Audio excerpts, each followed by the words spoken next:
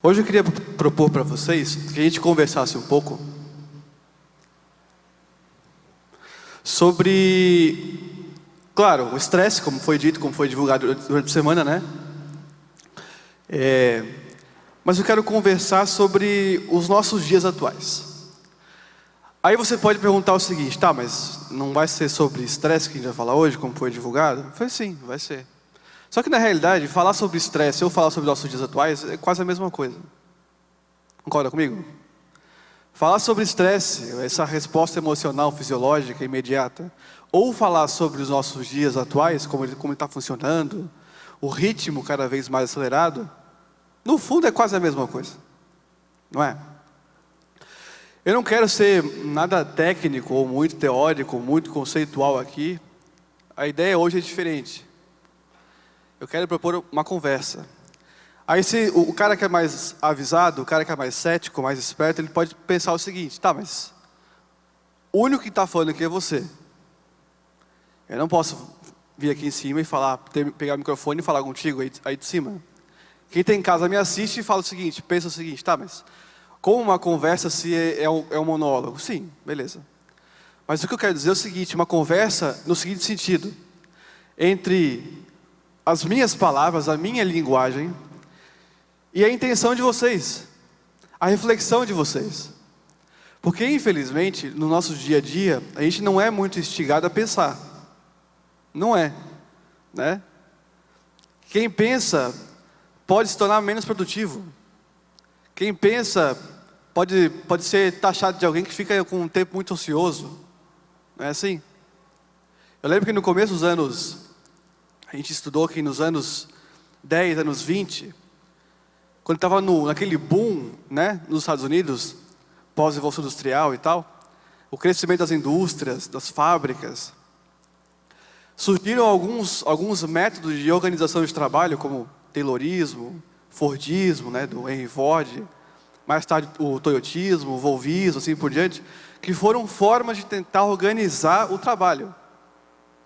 Mas qual que era, principalmente no Taylorismo e no Fordismo, qual que era o principal objetivo desses dois métodos de se organizar o trabalho? Era obter mais lucro, reduzir o tempo ocioso e reduzir os custos das fábricas. Perceba que eu digo isso aí não é por acaso. Desde ali, principalmente desde ali, o tempo, a noção de tempo foi modificada. Por exemplo, o tempo ocioso, no Taylorismo, que durante muito tempo vingou, né, nos Estados Unidos e no mundo também, não era quando o cara ficava, sei lá, sai por ali e vai dar uma fumada, que na época era normal. Ou então fica com o tempo, fica pensando sobre a vida no meio do trabalho. Não, para eles tempo ocioso é quando você produzia menos do que deveria. Então o patrão chegava lá, via a tua produção e pensava o seguinte: não, ele deveria estar produzindo mais. Ficava a critério dele. Veja como o controle começou a ser exercido muito fortemente. E depois do feudalismo, começou a nascer uma noção de individualidade. Antigamente não existia isso, era tudo coletivo. Você plantava para colher, uma parte, como uma espécie de imposto, dava ao rei, ou ao nobre, à nobreza, ao senhor feudal, como se dizia, né? Com o capitalismo, essa ordem mudou. Hoje em dia eu faço por mim. Eu faço por mim, é a minha carreira, são os meus ideais. Não tem mais coletivo, tem, mas é enfraquecido. Eu não estou aqui omitindo juízo de valor nenhum. Estou só explicando como funcionam as coisas. O que eu quero dizer é o seguinte: desde que o ser humano passou a se enxergar como alguém separado dos demais, a gente começou a ser bombardeado e cada vez mais de um senso de que eu preciso fazer por mim. Eu preciso ser alguém.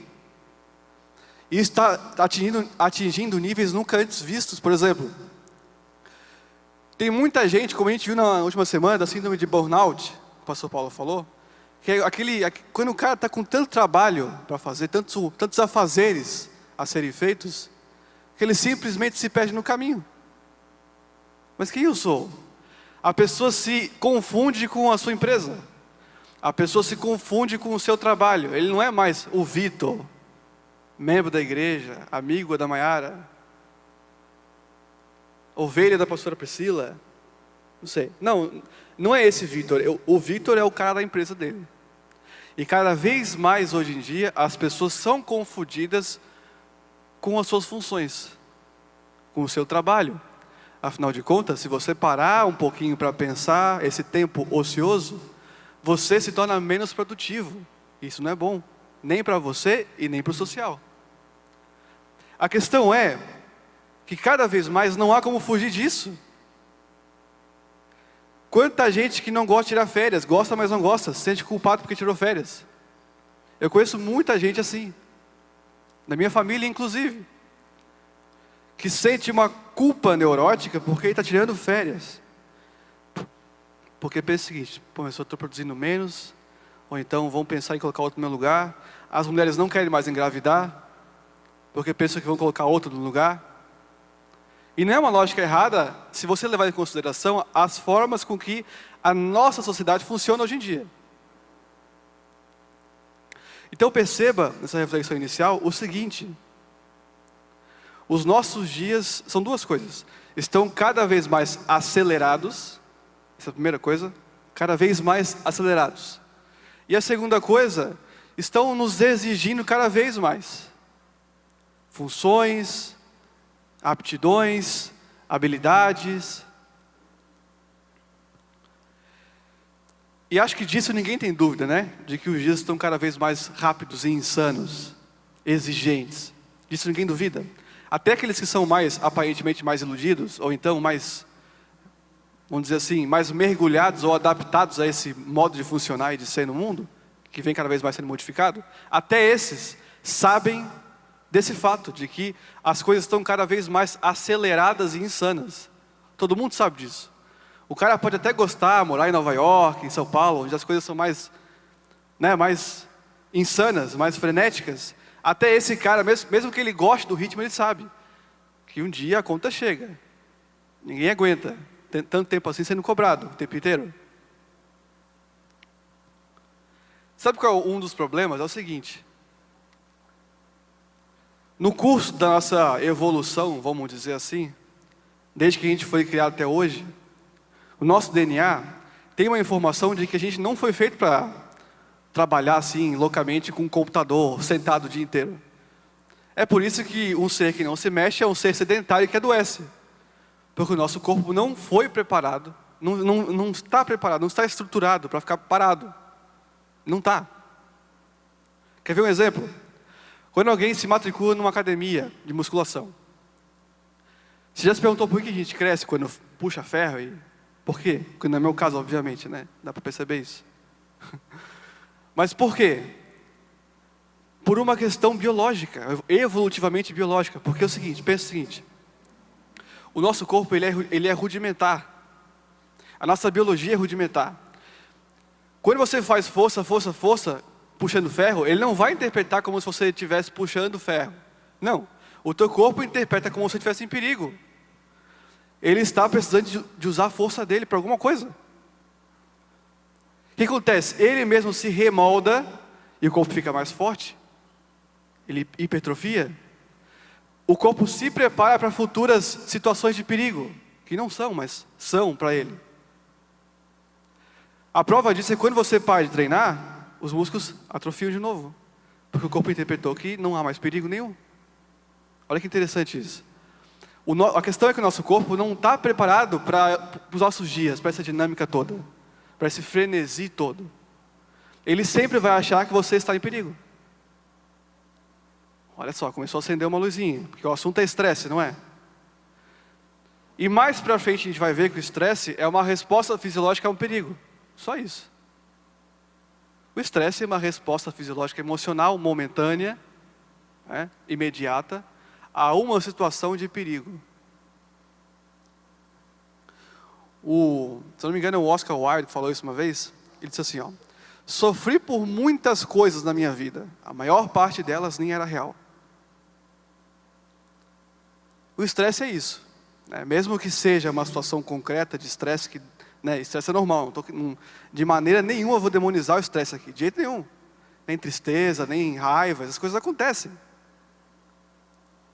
Mas até mesmo uma situação de ansiedade ou de estresse, por exemplo, o que está envolto não é somente a situação em si. é a minha consideração do porquê que eu considero essa coisa que me traz tanto estresse como uma ameaça. Por que isso é tão ameaçador para mim? Essa é a pergunta que se deve fazer toda vez que a gente se sentir estressado demais, nervoso demais, enraivado demais. Porque o nosso corpo, quando está sobre essas respostas emocionais, interpreta aquilo que o estressa como sendo uma ameaça. Essa é a ideia central. A gente sente essa aceleração toda, pessoal, por um motivo simples. Não estou falando que é simplista, não. É simples, é uma diferença muito grande. Simples. E o motivo de a gente se sentir afetado por essa aceleração toda é o seguinte: o ser humano não se encerra em si mesmo. Eis o motivo pelo qual a gente sente essa insanidade, essa rapidez toda. Porque o ser humano não se encerra em si mesmo. Como foi dito alguns dias atrás aqui, algumas palestras atrás aqui, nós não somos o que somos por acaso. Se você esteve aqui, você vai lembrar disso. Que a gente falou que ninguém é o que é por acaso. Lembra disso? Aliás, essa aula está gravada no YouTube, você pode pesquisar. Nada é por acaso, alguma coisa assim, né? E a ideia central nessa aula, nessa palestra, era a seguinte: o ser humano não é o que é, ou faz o que faz, por acaso. No sentido de que existem motivos por detrás que nos levam a sermos quem somos e a fazermos o que fazemos. Eu quero retomar essa ideia aqui, quando eu falo que o ser humano não se encerra em si mesmo, porque nós só somos o que somos, porque desde que a gente nasce, a gente é atravessado por vários mediadores diferentes que vão nos conferindo significação para existir. Desde que a gente nasce. Aliás, desde antes que a gente nasce, né? A mulher está com a barriga desse tamanho, está dizendo, meu filhinho, meu isso, meu aquilo.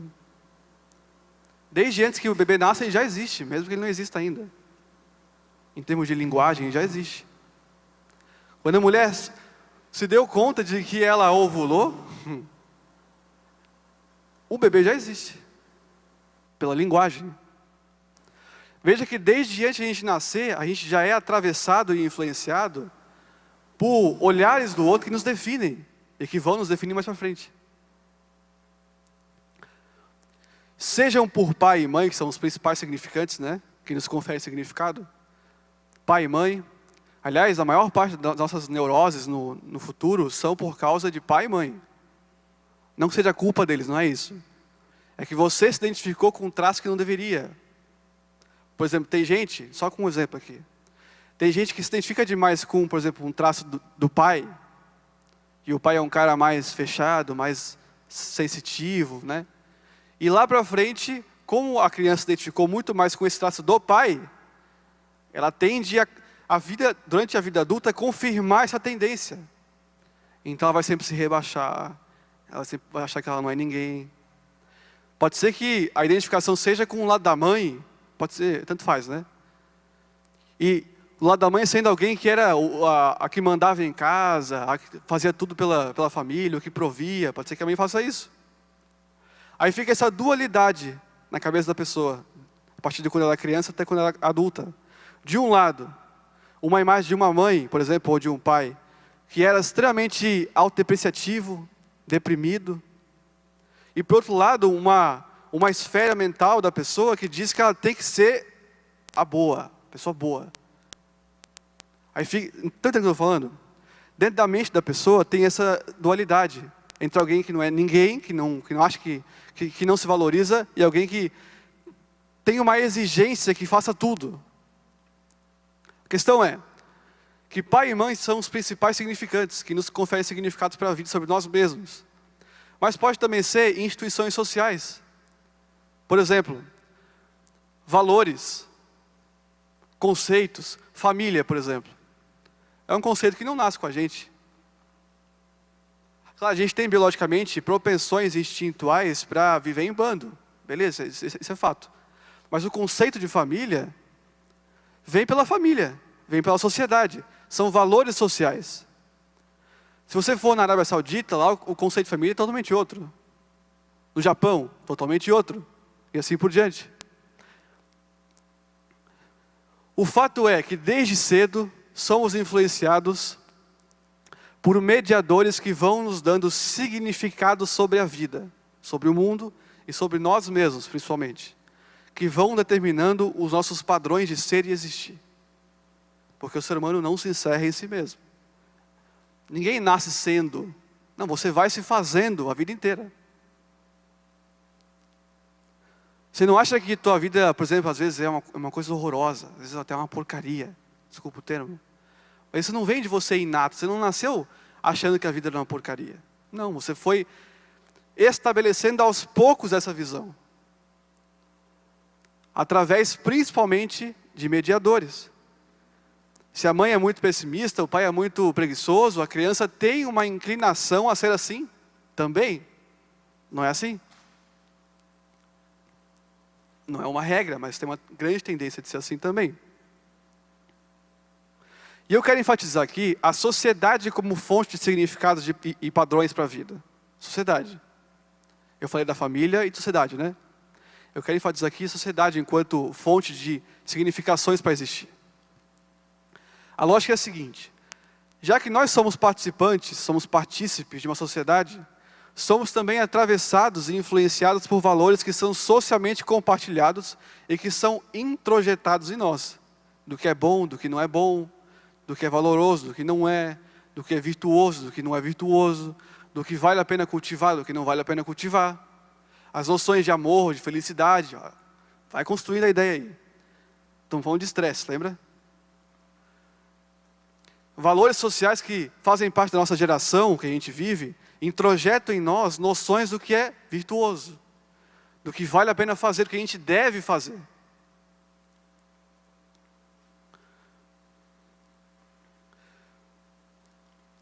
O que eu quero dizer é o seguinte: hoje em dia, e cada vez mais na verdade, é socialmente valoroso algumas coisas diferentes. Por exemplo, é cada vez mais requerido de nós que a gente tenha saldo bancário bom. Não é? É um sinal de vergonha você não ter dinheiro na conta bastante. Socialmente falando, é uma vergonha. Socialmente falando, é uma vergonha. Outra exigência moderna. Muito se exige que a gente tenha um corpo perfeito. A gente fica na academia, inclusive a maior parte não, a maior parte da zerei um pouco, mas grande parte de quem está na academia hoje em dia, está lá para compensar uma tristeza interior. Aí vai lá, porque daí, já que eu me sinto um pouco melhor esteticamente, então eu escondo um pouco aquele aspecto da minha mente que eu quero esconder. Não é assim, compensa as coisas. Eu me sinto um lixo total. Mas eu vou treinar para ficar mais bonitinho, para talvez eu me sentir um pouco mais.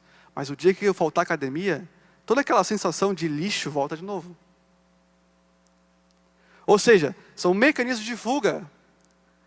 Porque é um outro atributo, outra exigência da nossa modernidade atual, que a gente esconda aquilo que não é bom que a gente manifeste para as pessoas. Tristeza? Não. Tristeza manda embora. Tem até música assim, né? Manda embora essa tristeza. Não mostre para ninguém. As suas fraquezas? Não, pelo amor de Deus, não faça isso. Tudo se resume ao comportamento. Não existe mais intenção, desejo, motivações interiores. Ninguém mais se dialoga consigo mesmo. Ninguém mais fala com o próprio coração. Hoje em dia é comportamento. Está errado, alguém disse que está errado. Não é eu que digo, alguém falou que está errado, então eu mudo. Falei besteira, os olhares alheios me mostram que eu falei besteira, então eu corrijo. Ou seja, cada vez mais as pessoas abrem mão delas mesmas e passam a tornar as outras pessoas como modelo para elas. Modelo para si. Essa abertura de mão de si mesmo ocorre o tempo inteiro. Então os meus sonhos, será que são meus sonhos mesmo? Ou são sonhos da minha família? Ou são, por exemplo, sonhos que a mídia fala que são legais, são importantes? Ou você vai dizer que o médico, por exemplo, uma função de médico ou de engenheiro, tem o mesmo valor social no imaginário coletivo do que você ser bibliotecário? É a mesma coisa? Não é. A gente não pode ser hipócrita aqui. No olhar social, você ser médico é muito mais glamouroso do que você ser, por exemplo, professor de letras. São tão importantes quanto. Né? Mas o valor social é outro. O simbolismo, o símbolo social é totalmente outro. E tem gente, a maior parte das pessoas, na verdade, se mede, e cada vez mais se mede, a partir de referências exteriores. Abrindo mão de quem eu sou, de quem elas são, abrindo mão dos próprios desejos, abrindo mão do que elas querem realmente, e consequentemente abrindo mão de uma autorreflexão. Consequentemente abrindo mão do que elas podem se conhecer, vir a se conhecer.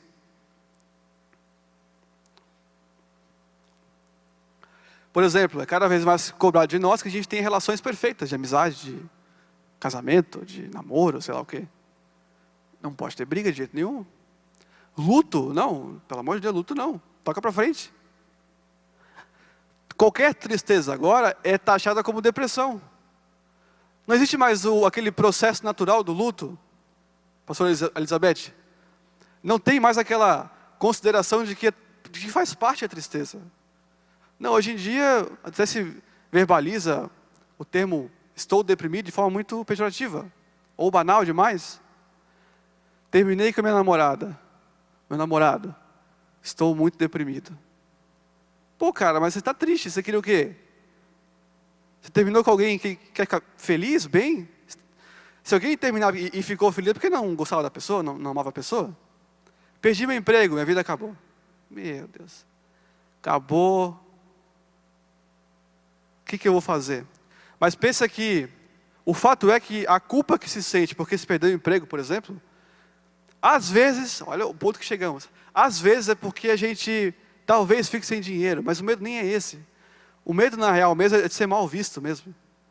Como alguém desempregado, alguém sem ocupação nenhuma, alguém que não está percorrendo o seu projeto de ser, alguém que paralisou no tempo, alguém que é uma vergonha para a sociedade. Veja como é perverso o negócio. Essas buscas pela perfeição, que são mais exigidas, cada vez mais cobradas de nós, chegaram a tal ponto que a gente foi ficando tão cínico, mas tão cínico com a gente mesmo, que a boca parou de falar, vamos dizer assim, aquilo que o coração tem como conteúdo, no que ele está cheio. Explico isso com um exemplo. Hoje em dia, as pessoas até admitem com meras palavras que elas sabem que a vida, por exemplo, ela é imperfeita. Porque ela não pode ser perfeita. Quando vem uma situação ruim, ela até fala, pô, mas faz parte, né? Faz parte. Faz parte, está por aí aos montes. Mas enquanto a boca fala isso, admite isso, o coração crê em totalmente o oposto. Por essa exigência pela perfeição cada vez mais presente em nós, introjetadas em nós. De modo que a gente fala que faz parte, que a vida é imperfeita, que não existe perfeição, mas nosso coração está bombardeando por dentro, nos exigindo, nos gritando por dentro o seguinte, mas como que pode a minha vida não ser perfeita? Como que pode não ter saldo positivo na conta, como eu sonharia que devia ser? Como que pode não ter o carro do ano? Como que pode não ter o emprego dos meus sonhos? É a boca falando, faz parte. Faz parte.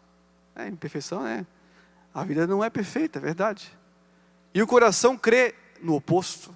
E nos julga por causa disso. É ou não é assim? Isso vai deixando a gente cada vez mais intolerante ao fracasso, à tristeza, ao sofrimento. Porque a gente se mede a partir de exigências, de medições de perfeição que não são nossos, mas são da sociedade. A gente foi ficando cínico. A gente passou a falar o que o coração não acredita. O que a nossa intenção não crê.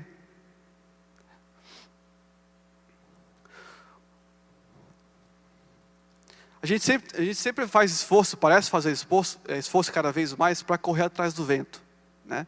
Ou seja, para correr atrás daquilo que não tem valor realmente no fundo. Achando que é nosso dever alcançar uma vida perfeita, do jeitinho que a gente sempre sonhou. Pastora Priscila, vai para mim aqui, por favor. Essa é a escola bíblica, viu? Vida real. Não precisa, obrigado. Obrigado. A gente cada vez mais fica achando que é nosso dever alcançar a vida que a gente sempre sonhou, a vida perfeita.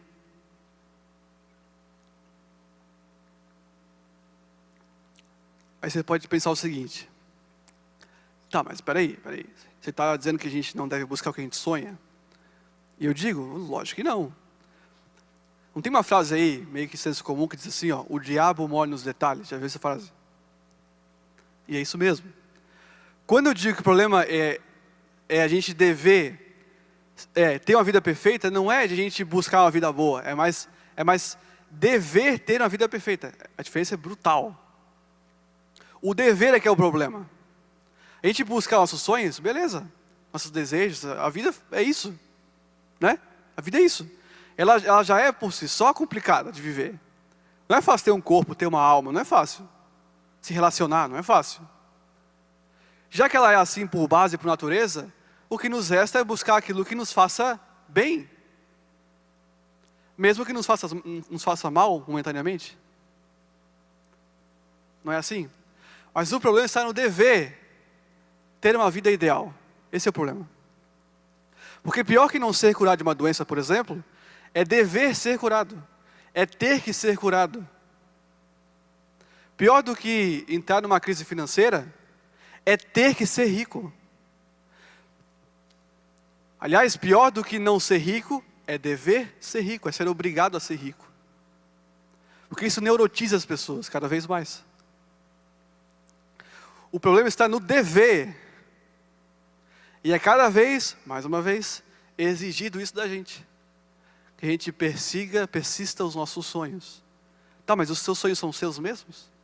Ninguém se pergunta isso. São meus mesmos?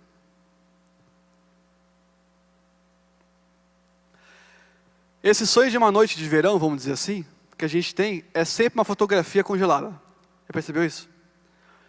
A nossa projeção de felicidade é sempre uma imagem congelada. De tal modo que a felicidade do ser humano é cada vez mais do tipo Polaroid. Polaroid. Lembra da Polaroid? Que agora voltou, né? Voltou em moda. A felicidade de perfeição, essa projeção idealizada de uma vida perfeita das pessoas, se parece muito com uma Polaroid, uma fotografia Polaroid. Por quê? Porque é uma imagem. Não tem ontem. Não tem amanhã, não tem depois, não tem antes. Não tem cotidiano. Não tem. Essa imagem de ser feliz para as pessoas hoje em dia está cada vez mais uma fotografia congelada, uma imagem. É imagem.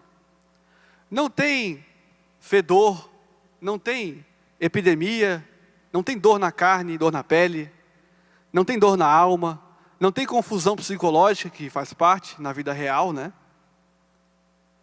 Não tem imperfeição, os muros não têm rachadura, nosso castelo ideal, tudo perfeitamente acontece em sincronia. As roupas são sempre as mesmas, não desgastam. Na mente de cada um há um Éden diferente. Cada um tem o seu próprio Éden dentro de si. E cada um busca alcançar esse próprio Éden. E não está errado, uma vez que o que nos serve como motor para continuar existindo é buscar o que a gente sonha, deseja, quer, e assim acontece. Só que o problema é esse, quando a gente mede a nossa vida a partir dessa imagem idealizada de felicidade, aí nasce o problema. Porque como a gente viu aqui várias vezes nas aulas aqui, a vida não existe para agradar quem quer que seja, não é assim? A gente falou isso várias vezes aqui. Aliás, trouxe algumas imagens aqui, espero que fiquem boas. Dá para ver mais ou menos aí? Dá? Olha ali. Primeiro é uma imagem de Lauterbrunnen. Eu sei falar alemão, mas eu não quero humilhar vocês, então eu vou falar brasileirado, tá? Lauterbrunnen. Esse é um vale, uma cidadezinha bem pequenininha na Suíça, coisa mais linda do mundo. Se tu quiser pesquisar depois aí, pesquisa que vale a pena. Se quiser ir para lá e puder, vá. Eu não fui, mas um dia eu irei. Qual que é a sua imagem de felicidade? É tipo isso aqui? Não tem como ver muito bem, mas ali em cima ali, ó, até que dá. Tem uma cachoeira linda na cidade. Esse é um hotel maravilhoso.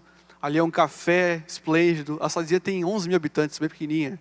Aí tem uma mesa pronta, ó, posta de um hotel. A rua é linda demais. É no meio dos Alpes suíços. Maravilhoso. Tem um rio passando no meio da cidade. Lindo, lindo. Caro, mas lindo.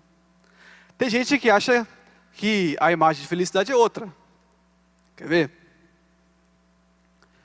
Quer ver? Passo para a próxima, vamos ver o que tem a próxima ali.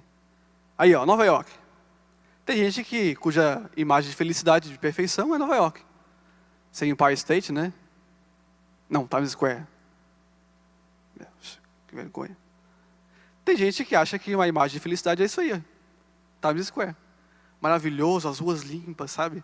Todo mundo feliz, sorrindo. Olha só, ó, propaganda para lá e para cá, colorido pra caramba. É isso aqui, ó. A felicidade ali é assim, ó. Você se imaginando ser feliz, é isso aqui, ó. Você se imagina sendo esse cara aqui, caminhando com uma pessoa, né, que ama do lado, uma pessoa que não ronca, que não tem problema, que caminha para lá e para cá, visita aqui, visita ali. Todo mundo recebe você maravilhosamente bem nas lojas, sabe? Nos souvenirs e assim por diante. Tem gente que acha que é isso. Quer ver uma outra? Tem gente que acha que uma vida perfeita são as Maldivas, por exemplo. Que faz sol o ano inteiro, faz um calor agradável o ano inteiro. Tem esses bangalôs aí, coisas mais maravilhosas do mundo, e são mesmo. A água é cristalina, dá para ver o pé do bangalô ali, ó. Tem gente que acha que é isso aí. Tem gente que acha que a vida só faz sentido se for isso aí. Talvez não nas Maldivas, pode ser que em Palhoça mesmo, né? Pode ser que em Floripa mesmo. Mas desde que seja um cenário perfeito, sabe?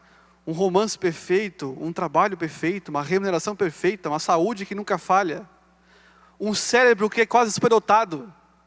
Mas sem que eu tenha um pouco de autismo. Não, isso eu não quero. Certinho. Certinho. E que ninguém vai implicar comigo. Ninguém vai me contrariar. Quer ver o próximo? Acho que é o último. Tem gente que acha que o paraíso na Terra é Florianópolis. Florianópolis. Eu botei errado ali. Acho que foi um ato falho. Filanópolis. Tem gente que acha que o cenário perfeito é isso. Ai, Florianópolis, que delícia. Eu gosto da nossa cidade, eu gosto, mas isso aqui é insuportável. Né? Já não seria parte do meu castelo ideal. E não é. Isso aqui. Acho que não é do seu também, porque senão teria um bom nível de sadismo aí, né? Masoquismo. A questão é que cada um tem a sua própria imagem de felicidade, que é sempre uma imagem congelada. Nossos padrões para existir de felicidade são sempre imagens congeladas. Ponto. Onde não há defeito. É você quem escolhe dar mais vazão ao que a vida real nos mostra e ao que a nossa vida idealizada tenta nos mostrar ou tenta nos empurrar na força que a vida seja. É você quem decide dar voz à verdade dos fatos ou às suas projeções idealizadas, que no fundo só frustram. Quando Cristo disse que no mundo tereis aflições, não era frase de efeito de caminhão. Não tinha caminhão na época, né, Mayara? Cristo não pensou em falar isso para que no futuro botasse em outdoors por aí. Não. Ele falou isso porque é um fato da vida. No mundo, nesta existência, depois passa, mas nessa existência aqui, a regra é essa, a tendência é essa. É ter problema aqui e acolá. Não tente fugir dos problemas, evite-os sempre que você pode. Mas não fuja deles, como se eles não existissem. Como se houvesse a possibilidade de que eles não fossem factuais. Porque isso só adoece, só frustra. Não tenha como parâmetro para existir a perfeição. Jamais. Basicamente, portanto, pessoal, até aqui, a gente falou algumas coisas, mas o resumo é o seguinte. Todos nós somos muito influenciados pelas lógicas e valores do nosso tempo. Os padrões de sucesso, felicidade, bem-estar, amor e assim por diante. Tempo que nos exige cada vez mais uma estrutura perfeita de vida, externamente e internamente a nós. E que corremos um grande risco de simplesmente obedecermos cegamente a essas lógicas do nosso tempo. E passarmos a buscar uma perfeição que não existe. E pior, de nos cobrarmos por isso. Por não alcançarmos essa vida perfeita e ideal. A gente faz isso o tempo inteiro. A verdade é que essa felicidade, de acordo com os nossos conceitos pós-modernos, simplesmente não existe na Bíblia. Não existe. Olha, a felicidade conforme a gente pensa que ela deve ser, simplesmente não existe nas Escrituras. Você pode pensar em qualquer personagem bíblico, qualquer um. Ele não vai se encaixar nas nossas projeções de felicidades pós-modernas. Não vai. Você quer a vida de quem? Salomão? Tem gente que pensa que Salomão foi um cara riquíssimo, né? Inteligentíssimo, um cara com muitas mulheres, um cara, sei lá, um cara abastado na existência. Um cara bem, assim, aparentemente. Mas um cara todo confuso, psicologicamente falando. Um cara que não conseguia lidar com a própria detecção racional de que nada fazia sentido na existência. Um cara que vivia tão atormentado, que no fim da vida cedeu, abandonou o caminho. Riqueza para quê? Né? Você quer quem? Você quer Ezequiel?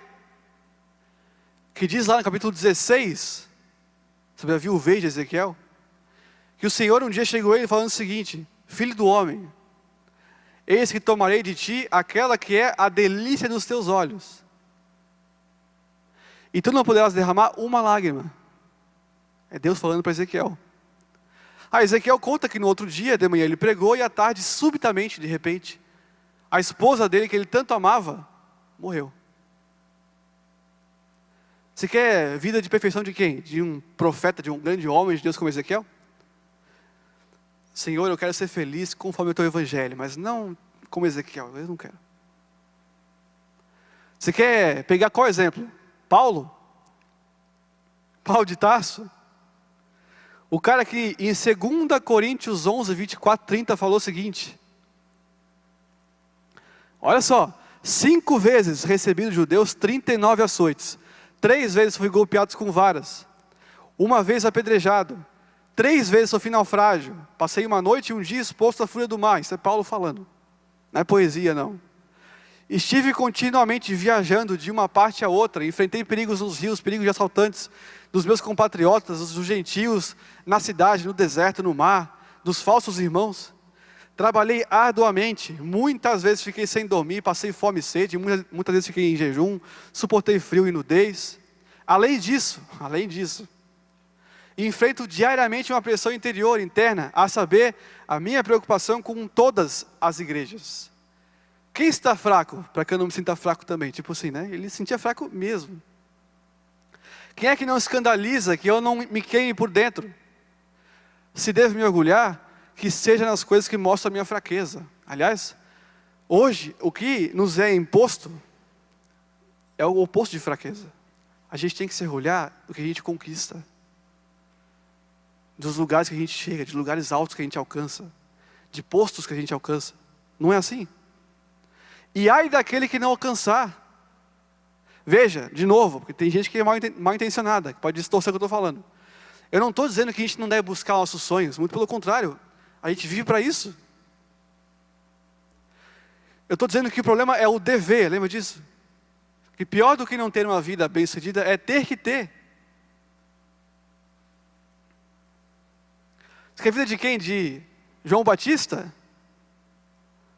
Chamado por Cristo o maior dos profetas, não é Moisés, Jeremias, não, é João Batista. Cristo falou isso. Quer a vida dele? Que foi decapitado por Herodes, ficou preso durante um tempo antes disso, e passou por profundos períodos de confusão, a ponto de mandar perguntar para Jesus se ele era mesmo quem ele era, se ele era mesmo o Cristo. Imagina, ele passou a vida inteira traçando esse caminho para abrir o caminho para o Cristo. O Cristo chegou, ele se maravilhou, viu maravilhas, ouviu dizer de maravilhas. Quando foi preso, passou a questionar: mas será mesmo que ele é o Messias? Passei a vida inteira para abrir esse caminho, cheguei aqui, estou preso, estou fraco, será que é isso mesmo?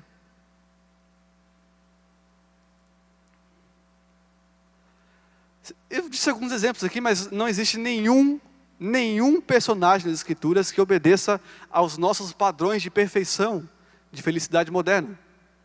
Nenhum.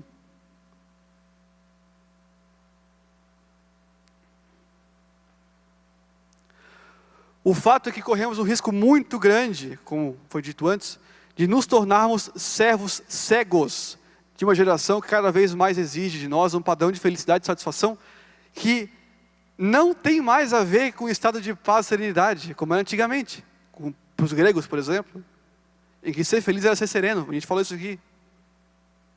Mas de conquistas, de bel prazer, né? De prazer, de vontade de ganhar, de explosões de êxtase.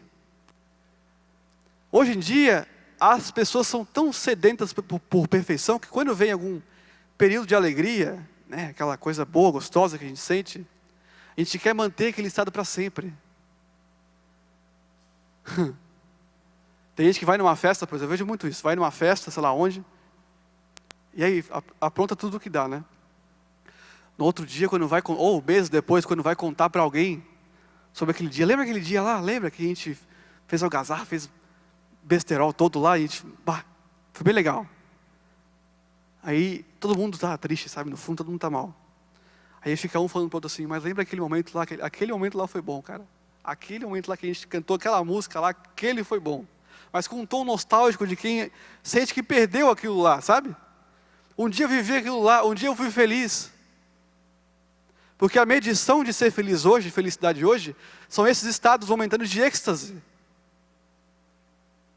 Ninguém mais acha em sã consciência, né, pelos valores sociais pós-modernos, que ser feliz é ser sereno, ter paz de espírito, paz de consciência, liberdade de consciência. Ninguém acha isso.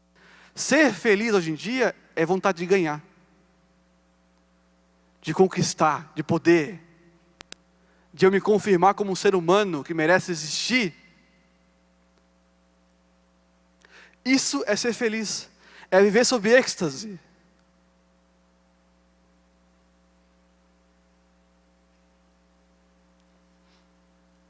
E um outro fato é o de que uma mente acostumada a se medir pelos parâmetros de felicidade perfeita, que a nossa geração cada vez mais nos impõe, será sempre escrava da frustração e viverá sempre correndo atrás de mecanismos de fuga da realidade, como festinhas, não estou falando que é errado, não é isso, não me entenda mal, pelo amor de Deus, como encontros com pessoas que você gosta.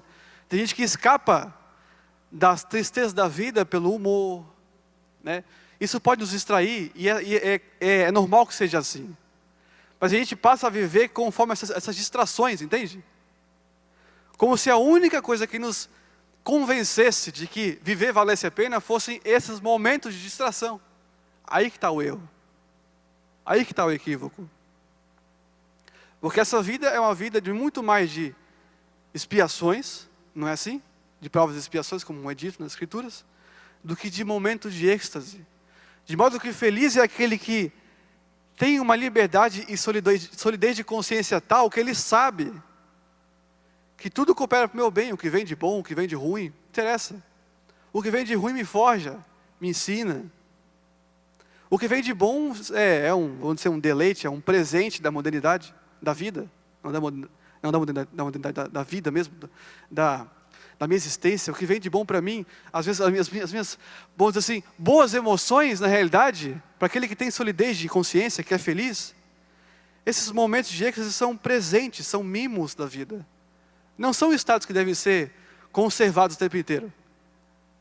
Eles vêm e eles vão. Por isso é que você não tem que viver com base num otimismo existencial, mas em base na sua consciência, na fé, que não tem nada a ver com otimismo.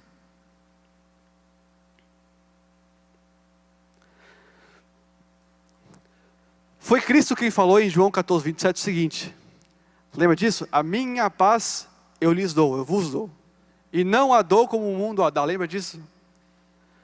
Olha, ele está fazendo claramente uma diferenciação entre aquilo que é paz para o mundo e aquilo que é paz para ele, para o Evangelho. Isso é a prova cabal, principal, central e mais profunda, de que os padrões da mídia, do que seja felicidade, bem-estar, sucesso, não tem a ver com o que o Evangelho diz que sejam esses padrões. Porque a paz que o Cristo nos dá não é a paz que o mundo dá, foi Ele quem falou isso. De tal forma que se o nosso cristianismo não for uma contracultura sempre, existe algo de errado com a nossa fé.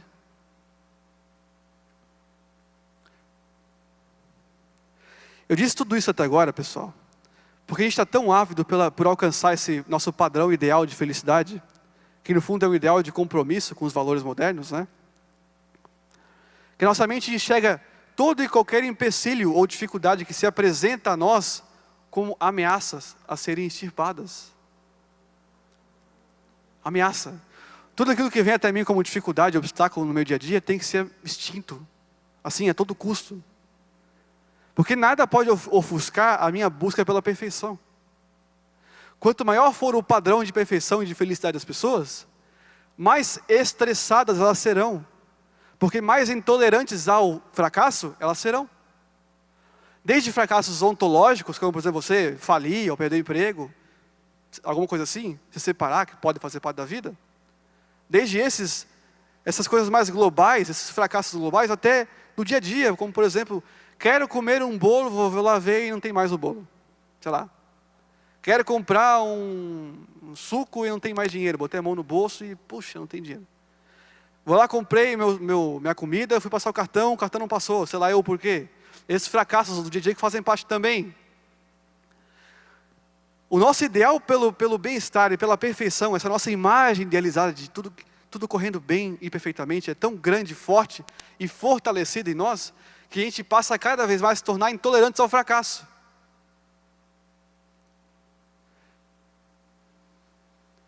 No trabalho, quando alguém vem e confronta a gente não gosta. Quando alguém discorda da gente, politicamente, ideologicamente, seja como for, em opiniões corriqueiras mesmo, tanto faz. A nossa mente, a nossa explosão emocional fica toda vermelha, assim, sabe? Essa raiva que nos acende por dentro. É a nossa biologia, nosso organismo rudimentar que é, tratando aquilo, essa discordância como uma ameaça que tem que ser eliminada. Porque ofusca aquilo que eu penso que uma vida perfeita deva ser. Um cenário perfeito deva ser. Percebe como faz sentido isso? Ninguém mais anda pela consciência. As pessoas hoje em dia cada vez mais vivem sendo escravas das emoções que elas têm. Sejam boas, sejam ruins. Sejam êxtases, sejam fracassos. Elas não têm mais meio termo. Ou é uma coisa ou é outra.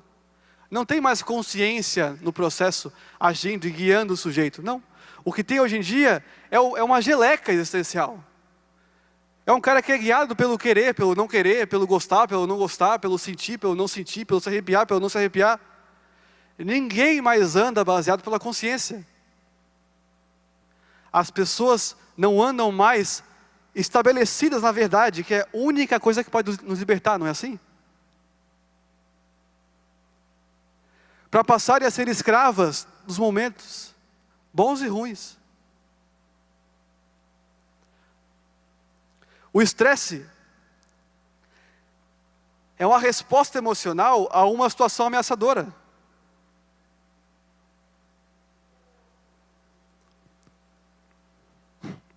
Porque o nosso organismo, como eu disse, faz de tudo para se blindar, para se proteger daquilo que ele considera como sendo ameaçador. Então, diante dos problemas da vida que se apresentam aqui, jamais deixarão de se apresentarem. Não se engane. O próprio corpo se arma inteiro para se proteger desse mal. Prazer, apresenta-lhes o estresse. Uma resposta do organismo, corporal e psicologicamente, frente àquilo que ele considera ameaçador. É isso. Ou seja, quanto maior forem os padrões de perfeição, de uma necessidade de controlar a nossa vida, de mantê-la nessa perfeição, maior será o nosso estresse. E estresse e ansiedade são quase sinônimos. A diferença é que estresse é uma situação momentânea, uma resposta momentânea, e a ansiedade é um estado prolongado de estresse. É a única diferença.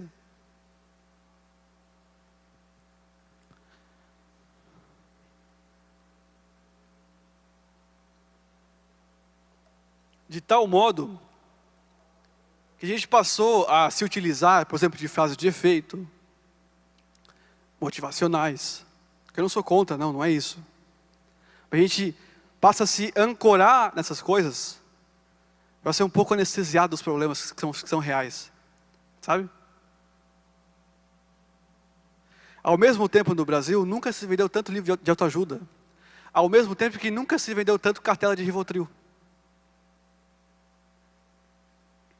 Por vários anos seguidos, o Brasil é o maior vendedor de cartelas de ansiolíticos do mundo. Porque ninguém mais age pela consciência. Todo mundo age tentando ser anestesiado um pouco mais, sabe? Seja por ideias que nos dão uma noção de que não, tudo está bem, é tudo fácil, cara. Você pode, você consegue. Elimine aquelas pessoas que não fazem bem a você. Isso é o que se fala por aí. Pessoas são descartáveis, sabe? Porque ninguém mais quer ser guiado pela verdade dos fatos. E sim por momentaneidades, boas e ruins. Portanto, você que se pergunta o seguinte, Senhor, eu sou teu filho amado. Porque eu e você somos um, e somos mesmos. Glória a Deus por isso, porque é graça isso. Quem sou eu para merecer isso? Ninguém. Sou filho do Jair, filho da Ângela. Um potencial pai de família, potencial psicólogo, e é isso. Mas a gente se pergunta assim, pai, eu sou teu filho, por que eu estou passando por isso? Como se a gente fosse melhor do que o outro, sabe? Como se a gente merecesse mais ser feliz do que o outro. Porque como se o mundo girasse ao nosso redor. E na realidade, esse porque eu carrega consigo uma grande frustração, porque a gente não alcançou esse padrão idealizado de perfeição. Então será que o mais viável é você revisar e mudar os seus valores para existir? Os seus padrões para existir? Porque daí assim a sua ansiedade, o seu estresse, assim como a sua ansiedade, morrerá de fome? Será que não é esse o mais viável a se fazer? Ou ficar se culpando e colocando isso inclusive na conta de Deus? Deus não me abençoa, Deus não gosta de mim. Mas será que não são os seus padrões que são muito altos e muito idealizados? Será que você que é intolerante ao seu fracasso e não sabe lidar com ele?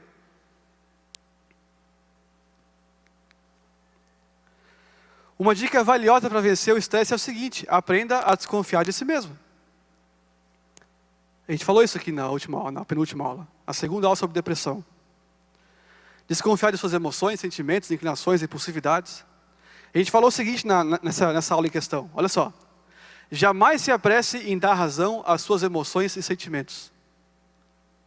Às vezes, e especialmente em períodos turbulentos, na ânsia de querer se reequilibrar, a alma acaba tirando conclusões precipitadas e desesperadas da realidade.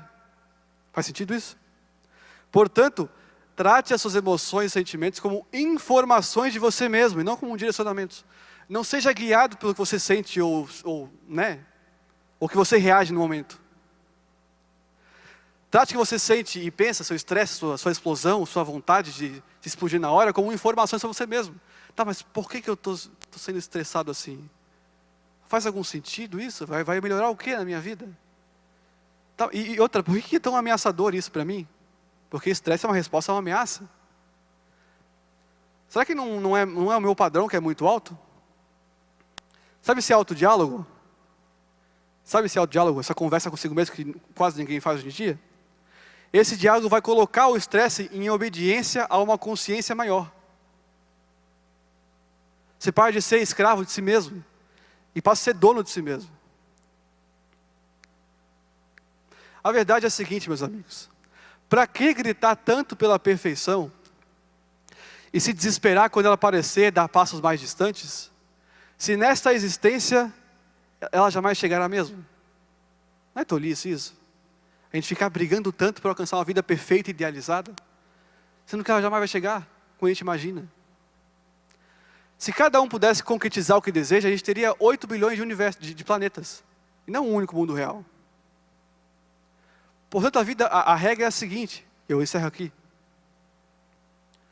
Aceite a sua realidade e a partir disso passe a agir com consciência, fé, amor e esperança. Eu sou guiado pela verdade, porque a verdade é a única coisa que pode me libertar.